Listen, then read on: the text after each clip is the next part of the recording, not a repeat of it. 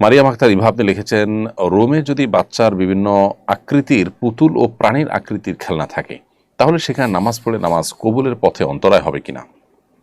বোন মারিয়াম, রোমে বাচ্চার পূর্ণাঙ্গ কোনো আকৃতির পুতুল বা প্রাণীর আকৃতির কোনো খেলনা থাকলে সেখানে নামাজ না পড়ে অন্যত্র নামাজ পড়া উচিত। এটি প্রথমত ফেরেশতা প্রবেশের ক্ষেত্রে বাধা সৃষ্টি হয়, রহমতের ফেরেশতা আসে না। এখানে আমাদের আয়েশা আল্লাহ তাআলা আনহা পুতুল নিয়ে খেলা করেছেন, একটা প্রাণীর পুতুল নিয়ে খেলা করেছেন মর্মে একটা হাদিস পাওয়া যায়।